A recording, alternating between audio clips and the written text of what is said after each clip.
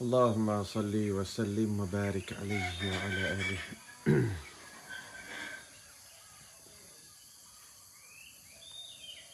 اللهم صل على سيدنا محمد عبدك ورسولك النبي الأمي وعلى آله وصحبه وبارك وسلم. اللهم صل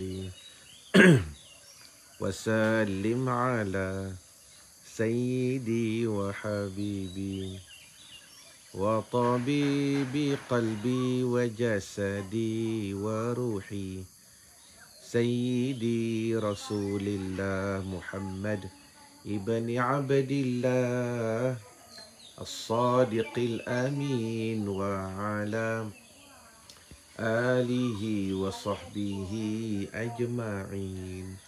Waalaikumsalam Nur Aniza. Allahumma salli ala sayyidina Muhammadin abdika wa rasulika nabiyil ummi wa ala alihi wa sahbihi wa barik wa sallim. Allahumma anta laha walau azumat farrijha bifadli. Bismillahirrahmanirrahim. Assalamualaikum warahmatullahi wabarakatuh. Ramadan Karim, Jo Adib. Allahumma salli ala sayyidina Muhammadin abdika wa rasulika nabiyil ummi wa ala alihi wa sahbihi wa barik wa sallim. Assalamualaikum warahmatullahi wabarakatuh. Alhamdulillah, segala puji dan syukur bersama-sama kita rafa' dan kita panjatkan kepada Allah Subhanahu wa taala, kerana pada pagi ini tuan-tuan bukan saja kita bergembira. Waalaikumsalam Nur Hashimah, tetapi alam pun bergembira. Pokok-pokok bergembira, rumput-rumput bergembira, bumi bergembira, segala apa yang berada di langit bergembira kerana kedatangannya Ramadan Al-Mubarak. Yang tak dapat tidak, mudah-mudahan dengan kedatangannya Ramadan Al-Mubarak pada kali ini bukan sahaja memberikan kepada kita inspirasi bagaimana untuk kita menjadikan diri kita lebih baik, terhasil daripada riadah ataupun latihan yang kita akan lalui selama sebulan dalam bulannya Ramadan. Tetapi mudah-mudahan tuan-tuan di permulaan Ramadan kita pada hari ini, mudah-mudahan kita akan terus bergembira. Di samping menangis tu perlu, tetapi dalam keadaan kita bergembira kerana apa pada pagi ini? Kerana alhamdulillah kita bersyukur selama 2 bulan kita berdoa, bermula daripada Rejab, Allahumma barik lana fi Rajabah. Ya Allah, keberkatilah kami dalam bulannya Rejab. Kemudian kita berdoa pula, Allahumma barik lana fi Sya'ban. Ya Allah, keberkatilah kami dalam bulannya Sya'ban. Kemudian apa yang kita minta selama 2 bulan ni tuan-tuan, sebelum ni, wa balighna Ramadan.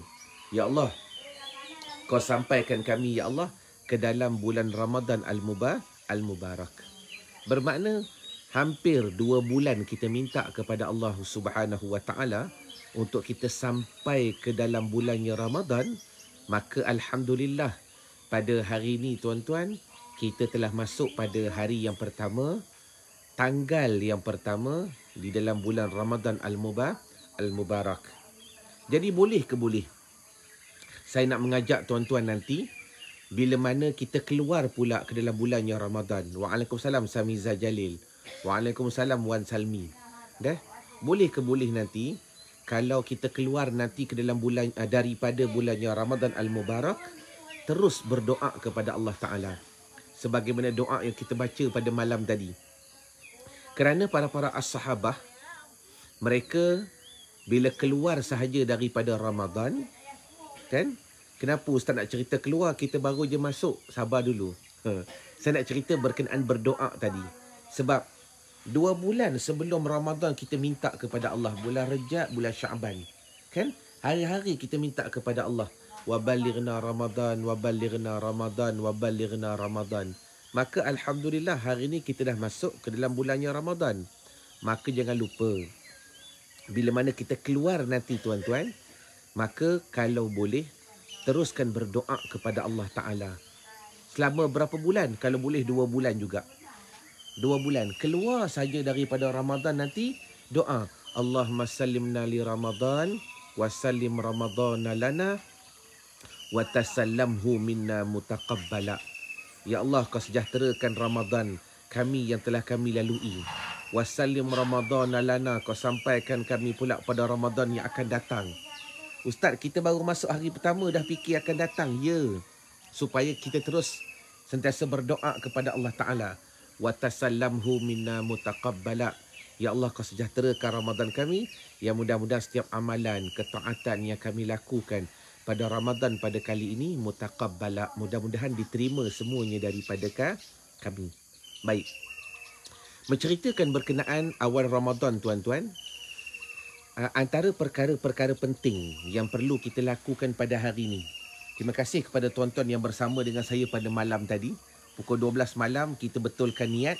Kepada tuan-tuan yang tak tahu nak betulkan niat, apa niat yang aku nak baca pada permulaannya Ramadan, tuan-tuan boleh tengok live yang malam tadi yang jam 12. Itu live malam tadi. Jadi pada pagi ni tuan-tuan, kita nak bincangkan pula apakah perkara-perkara yang penting. Sebab hari ni kita masih lagi berada pada Yaumil Ahad, hari Ahad. Saya yakin tuan-tuan tak bekerja, masih lagi duduk di rumah, melainkan orang di Kelantan, di Johor, di Terengganu, di Kedah, hari ini bekerja lah. Melainkan pada tempat-tempat yang lain, kita masih lagi istirahat di rumah.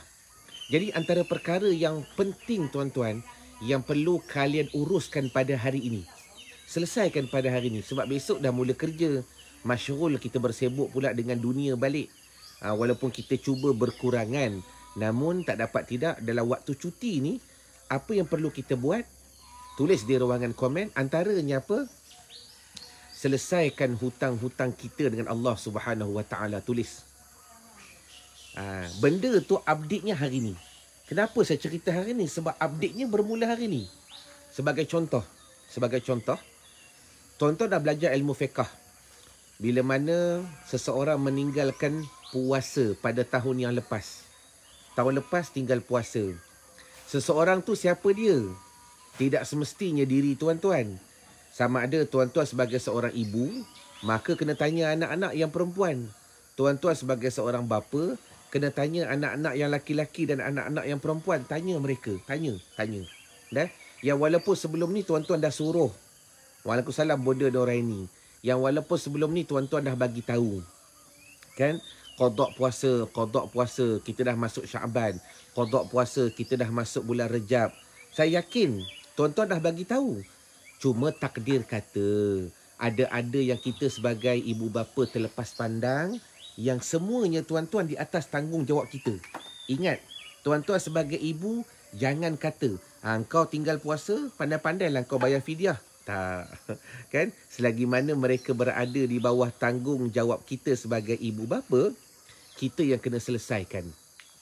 Cuma, ni saya nak bagi tip pada hari ni. Bila tuan-tuan dah selesai kira, malam nanti bila tuan-tuan pergi tarawih, kan? Sedekah. Cuma nak kira dulu. Jadi, bila mana masuk tanggal 1 Ramadan, Waalaikumsalam Bonda Wan Rokiah, maka tak dapat tidak, hukum membayar hutang telah menjadi wajib. Hutang apa? Iaitu hutang fidyah. Hutang fidyah. Waalaikumsalam Tia Rifa. Kan? Bila masuk 1 Ramadan, ni pagi ni, automatik tuan-tuan, hukum fidyah telah menjadi wajib. Fidyah kepada siapa? Sat lagi tanya, Kak Long, tahun lepas punya puasa dah habis qada belum? Dia pun malu-malu. Alah ibu, 2 hari lagi tak sempat nak qada. Dia kata lagi 2 hari. Maka tak dapat tidak tuan-tuan, bila 2 hari tak sempat qada, anak kita dah bekerja belum? Belum. Anak kita di bawah tanggungan kita ke? Ya. Maka sebagai ibu yang ada pendapatan, sebagai bapa yang ada gaji, wajib kena bayarkan. Bukan suruh dia bayar. Kita yang sebagai parent kena bayar. Maka nak kira macam mana? Sehari, kalau dia tinggal sehari bersamaan RM1.80. Kalau 2 hari, lebih kurang RM3.60. Kalau tuan-tuan nak genapkan, katalah RM4. RM4. Maka bawa dalam kocek RM5, itu baru seorang anak. Kan? Tanya anak-anak yang lain. Abang Tahun lepas hari tu, ayah tahu kan tinggal puasa 2 hari kan.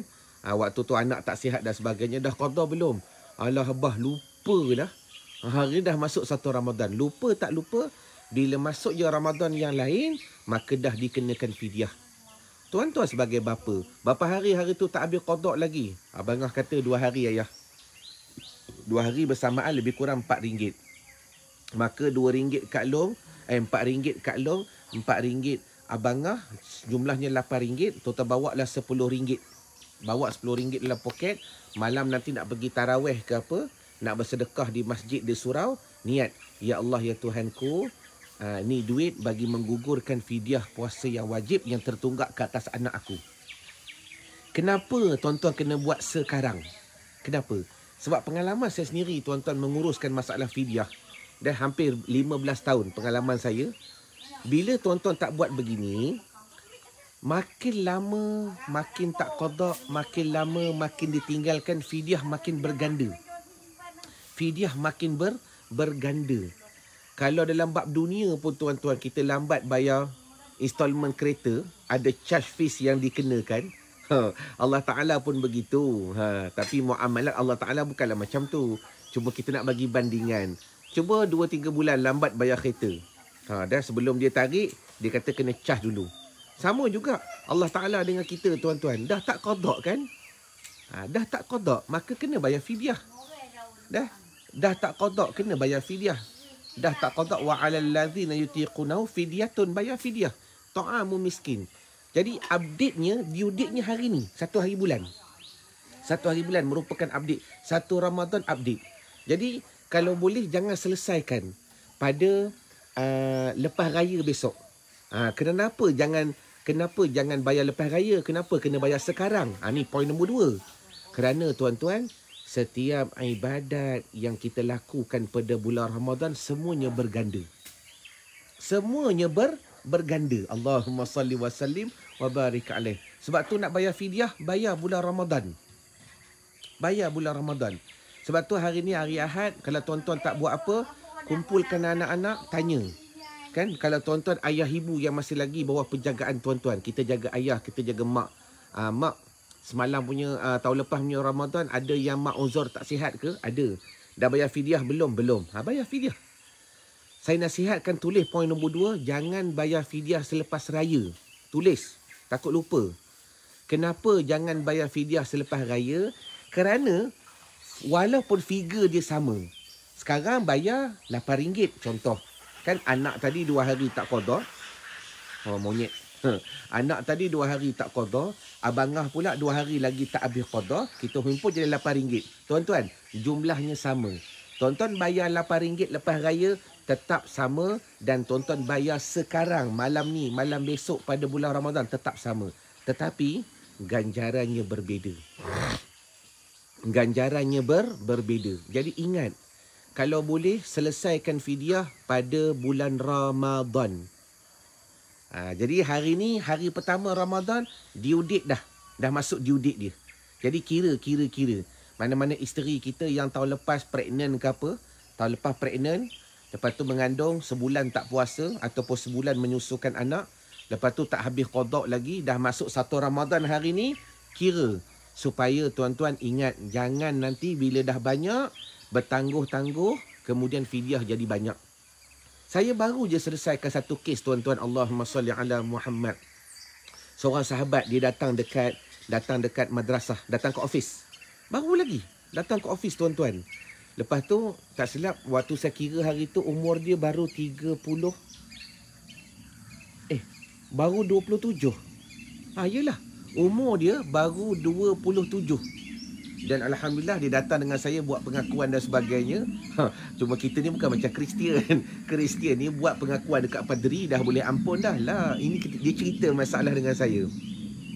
Kalau tuan nak dengar lah. Kan?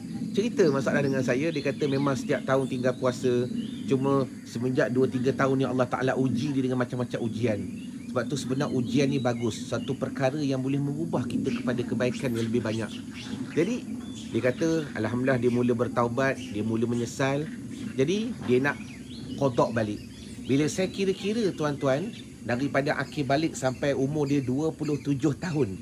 27 bukan 40. Maka saya dapat satu figure berapa jumlah yang dia kena qada. Kemudian bila saya kira fidyah dia tuan-tuan, saya dapat jumlah RM1,300. 1,300. Maka mula-mula dia terpinga-pinga. Lepas tu saya tunjuk very detail. Macam mana jadi 1,300 tu? Tunjuk. Baru dia jelas. Sebab tu kalau boleh jangan tangguh. Masuk je satu Ramadan, kalau boleh selesaikan dulu. Lepas tu azam untuk qada. Terima kasih kepada yang belanja love.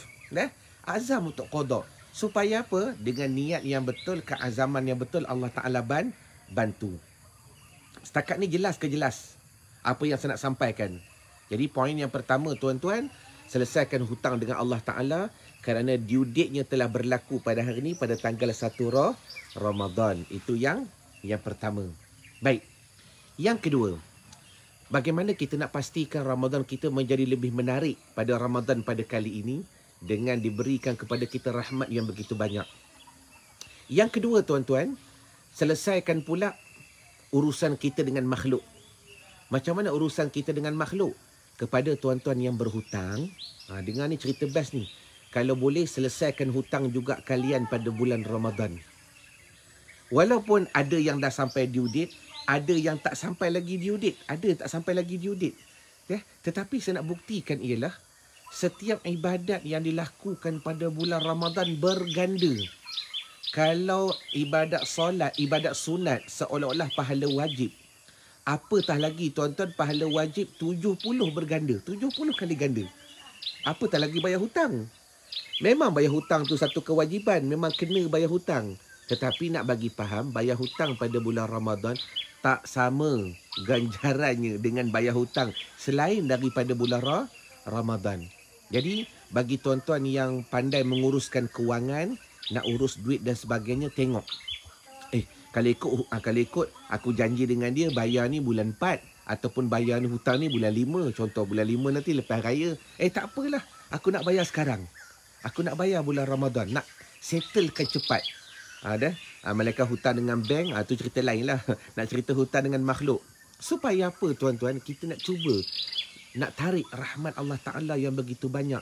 Yang Allah Ta'ala sediakan pada kita di dalam bulan Ramadan Al-Mubarak. Jadi benda ni benda terlalu penting. Jadi hari ni hari Ahad, yang tuan-tuan yang tak bekerja, yang tak buat apa, duduk. Tulis. Berkenaan hutang kita dengan orang lain, hutang kita dengan diri kita sendiri. Supaya apa? Bila mana kita selesaikan hutang dengan makhluk pada bulan Ramadan, bukan saja kelebihannya berganda, ganjarannya hebat, tetapi tuan-tuan, penghasilan yang Allah Ta'ala berikan kepada kita pun berganda. Jelas ke jelas? Itu perkara yang kedua. Dan yang ketiga, kita masih lagi membahaskan berkenaan selesaikan hutang. Dan kalau boleh tuan-tuan, gunakan waktu Ramadan ni hutang-hutang solat yang kita terlepas pandang, yang kita tak selesaikan pada kehidupan yang lalu. Azam untuk selesaikan pada bulan Ramadan. Walaupun hukumnya qada. Qada tetap wajib. Dan kita maklum, qada tu wajib disegerakan. Kalau kita kaji kitab karangan para ulama' tuan-tuan, ulama' menuliskan, kalau betul-betul cerita bab qada solat ni, kalau betul-betul lah, sehingga ulama' kata kamu tak payah buat apa dah. Cari bekerja pun jangan, usaha ikhtiar pun jangan, melainkan qada. Itu kalau pendapat yang paling syadid. Qada selagi tak selesai. Tetapi ada juga beberapa pendapat yang lain. Habis itu ustaz, macam mana kami nak bekerja? Macam mana kami nak menguruskan kehidupan? Kata ulama, yang paling penting berazam untuk qada. Jadi perkara yang ketiga, antara hutang yang perlu kita selesaikan, kalau boleh ikhtiar, tulis target berapa aku nak selesaikan qada solat. Supaya apa tuan-tuan? Saya nak bagi faham, walaupun hukumnya qada, tetapi bila kita lakukan pada bulan Ramadan, membantu kita untuk menarik rahmat Allah Ta'ala yang begitu luas.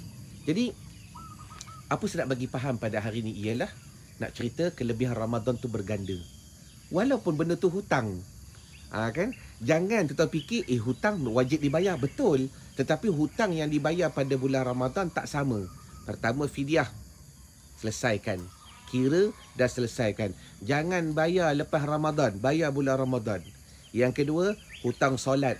Kalau boleh, Allah Ta'ala beri peluang kerana dikhabarkan oleh Nabi SAW, syaitan diikat. Bermakna peluang untuk kita beribadat tu lebih luas. Kekuatan untuk kita beribadat tu lebih hebat. Dengan rahmat pertolongan daripada Allah Ta'ala, maka gunakan ia untuk kita banyakkan qada solat. Kerana apa? Qada yang tuan-tuan buat pada bulan Ramadan tak sama dengan qada selepas daripada Ramadan. Yang ketiga, hutang dengan makhluk. Kalau boleh, tuan-tuan cuba susun balik, kira mana-mana yang ada hutang yang boleh disegerakan pada bulan Ramadan, bayar. Bayar. Kerana hukumnya wajib. Tetapi bila disegerakan pada bulan Ramadan, mudah-mudahan dia membantu kita menarik rahmat dan kebaikan yang begitu banyak daripada Allah Subhanahu wa Ta'ala. Jelas ke jelas ni? Jadi saya rasa dengan tazkirah yang begitu ringkas, tuan-tuan pun dapat kefahaman, tuan-tuan pun dapat kesimpulan, dan tuan-tuan pun dapat gambaran apa yang aku perlu buat pada hari Ahad ni. Dah? Isikan masa sekejap, tak lama, 10 minit, setengah jam pun cukup. Tuliskan balik, yang penting tulis dulu. Saya lebih suka membimbing tuan-tuan untuk menulis apa yang tuan-tuan nak buat. Kalau macam qada solat, cuba tulis berapa solat yang tuan-tuan nak selesaikan bulan Ramadan ni.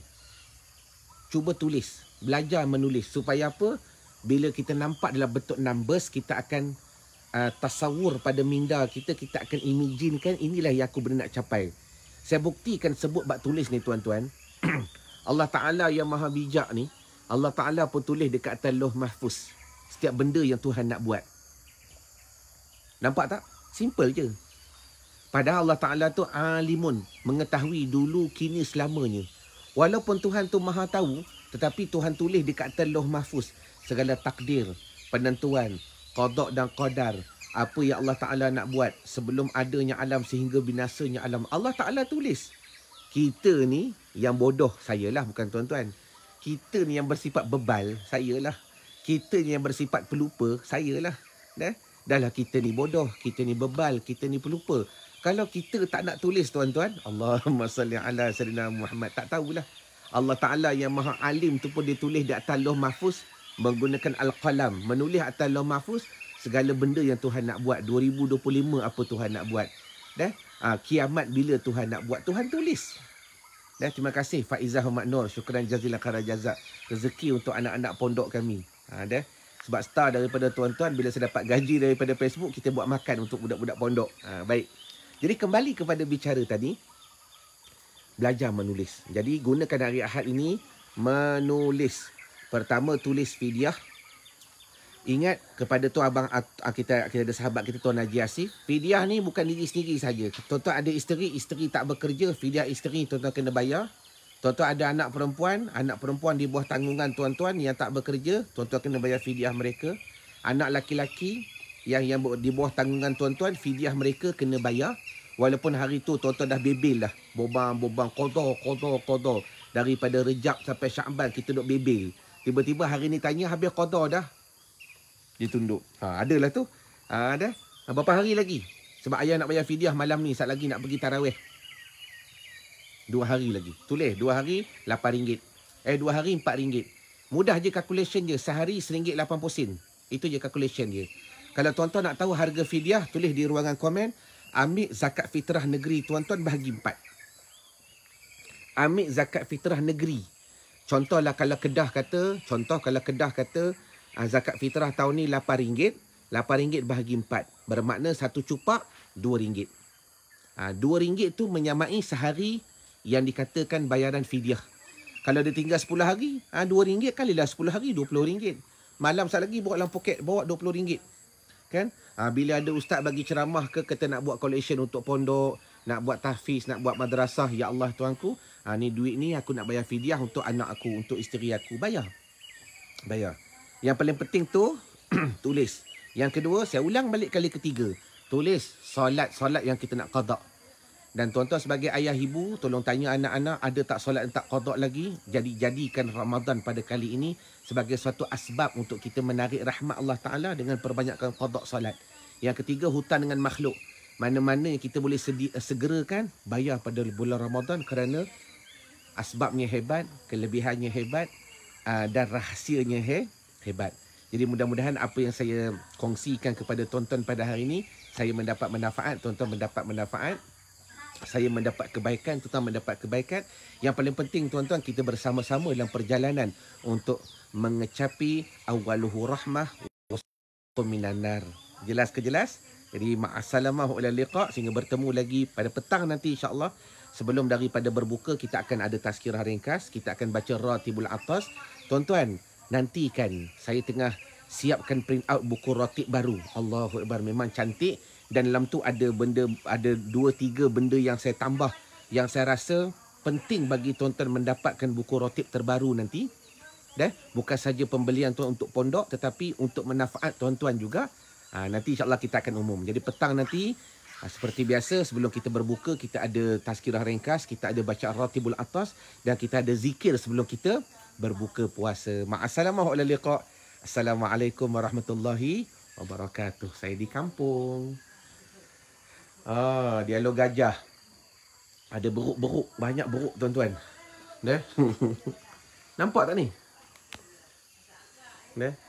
Dulu banyak lembu, ni lembu dah tak ada dah. Lembu dah dikorbankan semua. Okey. Assalamualaikum warahmatullahi wabarakatuh.